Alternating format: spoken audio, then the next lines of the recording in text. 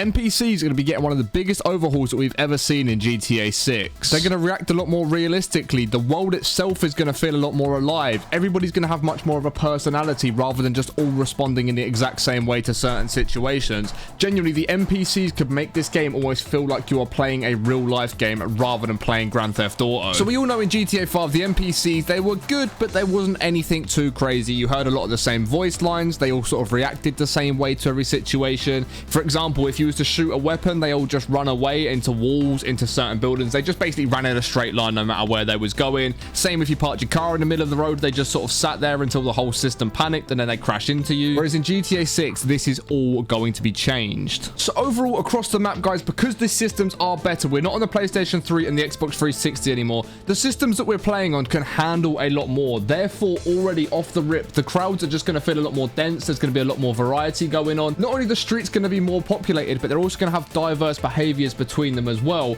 In saying that, the NPCs are going to have routine. So if you go into GTA right now and you drive around in the middle of the day or the middle of the night, there's pretty much the same amount of people about. The sidewalks are just as busy. The NPCs don't disappear depending what time of day it is. However, in GTA 6, because of them having routines, you're more likely to see the areas a lot more populated during the daytime, and then when it gets later into the evening, into the night, you are likely to see less NPCs walking around. And as I said, in GTA 5, the AI do very react in the same sort of way. Like I mentioned, if you park your car in a certain place, they don't know how to get past your car because they haven't been coded to do it. So they simply sit there until the system panics, and then they drive into you to try and move the car out of the way to actually open up that way that they're trying to go to, because they simply just follow these lines on the floor that you as a player can't see, but they're computed to actually just follow. Or as I mentioned, if you pull a gun out, they just put their hands up or they run away, and they just pretty much run in a straight line. Sometimes you'll see them run into walls. Sometimes you see them run into the open road where they get hit by a car. And when GTA first came out, that was great. They reacted to what you was doing in game, and that was amazing. We hadn't really seen too many games like that. But now 13 years down the line, that is of course just a given that they react to whatever it is that you're doing, but they need to react in different ways, because in GTA 5 they just all react the same. So two of the top people at Rockstar that actually deal with the AI side of things have actually filed a patent, and this is essentially going to kill that invisible line theory that we just spoke about. The characters, especially in their cars, are going to have a lot more freedom to sort of just roam around to where they want to, and it actually makes more sense for them to do, rather than just copying the same thing as the other 5 people in front of them. And we all know in GTA 5 that AI love to just turn into you completely randomly when you're driving down a road, and this is because technically the AI can only see like 100 meters in front of it. So when it gets to that turn that it needs to make, that's the reason it takes it so last minute, because that's as far ahead as it can see, because again, the systems couldn't process that much data for the AI to be able to see much further ahead and to have an understanding of the road that is ahead of them. Whereas in GTA 6, the AI will be able to read the road a lot further ahead, so it's going to make for much more smoother transitions. If they're trying to move to a middle lane to turn left, they'll do it a lot earlier. It'll be a lot more fluid rather than just randomly spinning into you and crashing into you out of nowhere. It should be a lot more fluid, and overall it's going to behave a lot more like traffic as traffic would in the real life, rather than just, again, as I said, all doing the same sort of thing, making those random last minute turns. And again, if you park your car in front of them, they'll understand just to drive around the car and get back onto the road. Or if there's a car crash in front of them, they'll just merge into the next lane and go around it, rather than just sitting there queuing up pointlessly for the next 20 minutes if you just keep that car there. And they also mentioned driver profiles as well, guys, which will give another way that the road feels alive and that people actually react differently to situations. So let's say for a driver profile, for example, you might have a really old person that is in their car. They're going to be a lot slower. They're going to be a lot more cautious. They're going to take their time with their maneuvers. Whereas if you put a young person in a car, no matter what car they've got, if they've just passed their driving test, for example, and they've just got their license, they're going to be a lot more cocky. They're going to be in the car, putting their foot down, swerving in and out of traffic, cutting you up in traffic. So these different driver profiles should actually make people react differently to the way that they're driving, and just again making that road feel a lot more alive and a lot more unique and even a lot more just realistic. We should also see NPCs react differently depending on what sort of person they are, the situation that they're in,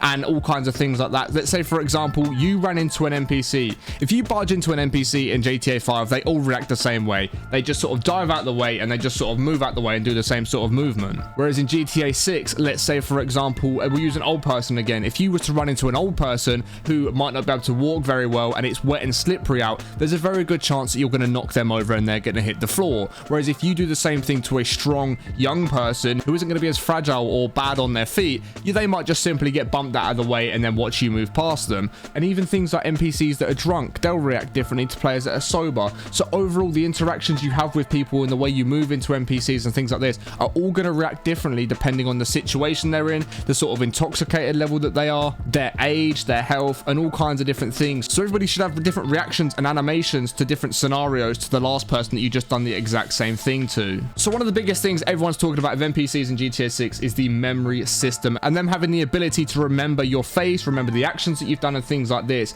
And this isn't down to a T. They're not going to remember absolutely everything, but where it is going to come into fruition is with the new social media apps that are going to be in the game. You can see it in all the trailers. There's loads of different situations where NPCs have got their phones out. They're filming racing, they're filming fighting, they're filming car crashes. They've always got their phones out and they're filming stuff like everybody does in the modern day. So if you get caught with an NPC filming you doing a crime or doing something that could get you in trouble, and they upload it to social media, and then the other NPCs that may have seen that clip can remember your face and recognize you from that, and you could get reported to the police simply just from that. And the police could also, again, watch these clips back that are on social media, tie it back to you, and then you could get in trouble later on down the line. Another thing as well, guys, neighborhoods will remember you. So if you go to a certain neighborhood and you are causing chaos, you've just firing your gun all over the place, you're blowing things up, that neighborhood will remember that. They're going to remember that. The vibe's going to change around you there. Shopkeepers might not interact with you as much. Other NPCs may not talk to you. You might miss out on a couple of different real world events that may happen simply because you just destroyed their entire neighborhood, and they are going to react differently to that. And as we all know, for Red Dead Redemption 2, sheriffs in that game could remember the things that you've done the night before and then warn you of your behavior the next morning, but it was very limited on what would happen. But they would remember it from the night before and then warn you the day after. Whereas GTA 6 would take this a lot further, as I said, with the social media system, the neighborhood system. And again, even in Red Dead Redemption 2, you had the witnesses which would go and run to the sheriff, which you could capture to try and stop them from reporting you to the sheriff. Whereas, like I said, in GTA 6, it's going to be a lot different. It's going to be a lot more on social media, so you aren't necessarily going to know somebody has seen you commit a crime because they may have just filmed it. But even if you do notice them filming it, there may then be a way that you can get them to delete that footage, not upload the footage, threaten them to get the footage off of them, which is going to add a whole different element to the way that this game is played, and you have to be careful on what you are doing. And it could genuinely create some major anxiety for your characters. If you keep getting caught on camera committing crimes, it's very quickly going to start building up on you. Whereas if you're a lot smarter about things, you're wearing masks, you're destroying cameras, you're going around routes that don't have cameras, you're going around the back entrances of convenience stores to rob them rather than through the main front door so you don't get spotted. If you're a lot smarter, you might get away with a lot more crimes. And whilst we're on this topic as well, the police are going to be a lot smarter in this game. They'll set up perimeters, they'll block you in certain areas. Rather than in GTA 5 where they just spawn in, run into your gunfire, run into the line of sight and end up getting killed very easily, the police will play a lot smarter. They'll be a lot more tactical with the way that they're trying to capture you. There could be some at the front with your attention, then some flank around the back to try and get you that way. The police overall are going to be way smarter, but we are going to have dispatch times, guys. So as I just mentioned, in GTA 5, the police do just randomly spawn in. If you rob any of the convenience stores across the map, the police will be with you in the exact same amount of time. Whereas in GTA 5, it is going to have to get somebody to report it to the police. The dispatch then send units out, and then the units have to get to you. So it gives you a little bit of a grace period to actually get away during all of the communication between the witnesses and the police themselves. It gives you a little bit of time to get away without the police getting to you first. NPCs should also have more voice lines. So rather than hearing the same voice lines over and over and over again, we should start hearing a lot more unique voice lines depending on situations, the weather, what's happening around them. This is all going to have an influence on how the NPCs react to what is going on around them. Let's say, for example, there's a minor inconvenience that happens to an NPC, but it's a very sunny day, everyone's feeling positive, everyone's in a good mood. The NPC might not react that badly. Whereas if it's a rainy day, it's dark, it's grey, it's miserable, it's a depressing day, the NPC might react a bit more aggressively. They might say something more aggressively, they might even pull out a weapon. Everybody's going to react differently to certain situations depending on their mood, the weather, and all kinds of different things are going to go into it, which again is going to make the game feel so much more unique with every interaction that you have. It's going to make it feel more realistic, make it feel more alive. And just overall, I'm very excited to actually get into this game and just hear all the different things the NPCs will say when you are going past them. And in GTA 6, it is rumored that there is going to be over 1,300 random world events compared to GTA 5, which had about 60 in it. This would include things like watering their flowers, maybe even stealing cars, hunting animals, car meet, street racing, drinking, walking around the streets drunk. And that's just yet another thing that is going to make this game feel so much more alive. You could be driving down the road at a regular speed, then all of a sudden 4 cars go flying past you because they're street racing, and then the police are chasing after those. That would be a random world event that could happen in this game. So just to briefly sum it all up once again, guys, we're going to have a lot more crowd density and variety. The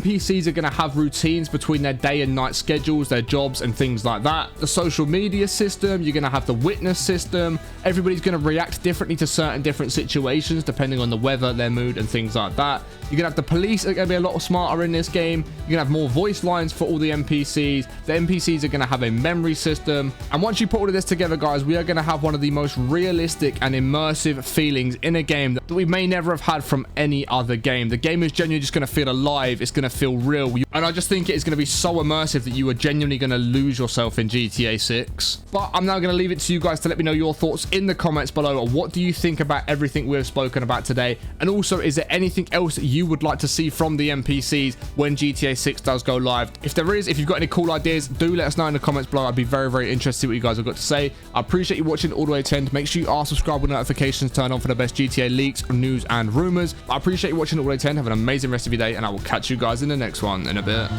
Peace.